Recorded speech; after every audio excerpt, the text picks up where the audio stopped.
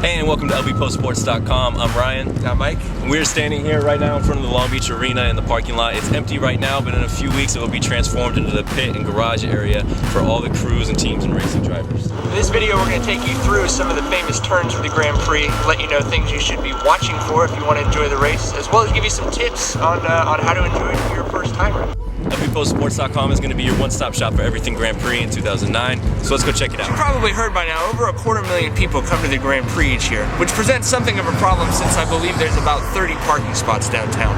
What you want to do is catch a bus down there, or better yet, have a friend drop you off a couple blocks north of Ocean so they can avoid the traffic and you can walk right into the race without having to wait in line. We're sitting now in the main grandstands where you have an excellent view of the start and finish line, obviously, where the race is going to start and finish, where the cars will begin right here. Some of the best names in racing have gone across those lines right there. A handful of Andretti's, some Unsers, some Rahal's, Fittipaldi, Villeneuve, and I could go on and on. This is also the longest straightaway on the Long Beach Grand Prix track, and the cars will reach speeds of more than 150 miles an hour. So these are some of the most sought after seats during the race, and if you can get them, one of the best places to watch. Obviously, times are pretty tough economically, so if you couldn't afford a main grandstand ticket, plan on maybe walking slowly through this area, and you can still get a pretty good view of the finish line depending on how you time it. Currently, this serves as Shoreline Drive, but in a few weeks, it's going to be the pits, and that's where all the teams are going to have everything set up with their equipment, spare parts, and this is where the cars will come in to get any fixes that they need. Now, the race is going to be competed on the track, but it's going to be won or lost here in the pits.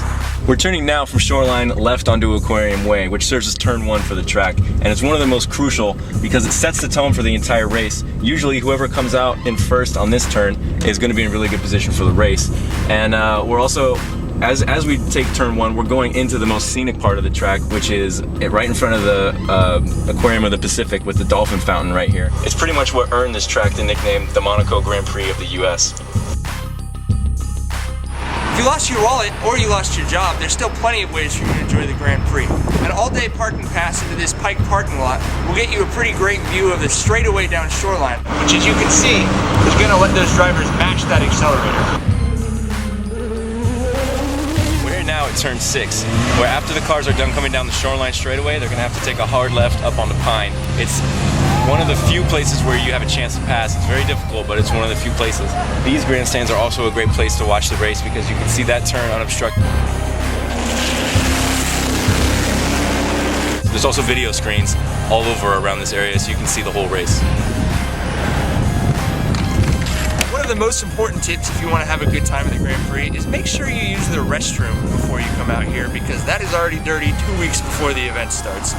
If you do get caught in an emergency, we recommend the convention center bathroom, but you'll probably have to stand in line. We're standing now at the Long Beach Grand Prix Motorsports Walk of Fame, which is a great place to watch the race again on Pine Avenue right in front of the convention center. Those steps are a good place to get an unobstructed view of the action, but also a great place of history. Names like Andretti, Parnelli Jones, and Dan Gurney are enshrined here on the sidewalk, and this year they're going to induct Al Unser Jr. along with Bobby Rahal. Great spot of history and tradition for the Long Beach Grand Prix right here. We're standing here now on the steps in front of the Long Beach Convention Center, which is a great place to get out of the heat and take a load off, get a drink, take a picture with some of the racing girls. There's lots going on inside. Check out JJ's video from last year's Inside Convention Center. He's going to be producing another one this year. It's a good place to get away from the race for a little while and just take a load off. After the cars turn down onto Pine, they're going to take a right on Seaside right here and go through this tunnel effect created by the bridges from the convention center. If you can get onto one of these bridges, it's a cool place to watch, but be careful. I usually don't tell people to bring earplugs, but you're gonna need them right here because it's pretty scary when those Corvette C6Rs come ripping through here and it reverberates through your brain. We're standing here now at turn 10, which is one of the best views in the entire track for two things: crashes and drifting. As they come into this, after the high-speed straightaway, they come into this long drifter before the hairpin.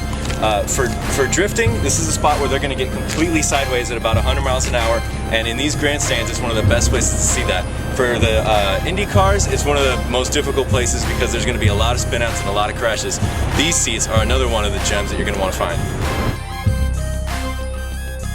After the cars come out of turn 10, they're gonna come down here and these tires will be gone and they'll make a hairpin turn and go back down on the shoreline. It's one of the slowest points and it's also a dangerous point. Graham Rahal ended his race here last year on the very last lap. So it's very tricky. It's one of the slowest turns in all of IndyCar, but it's a pretty cool place to watch from those grandstands.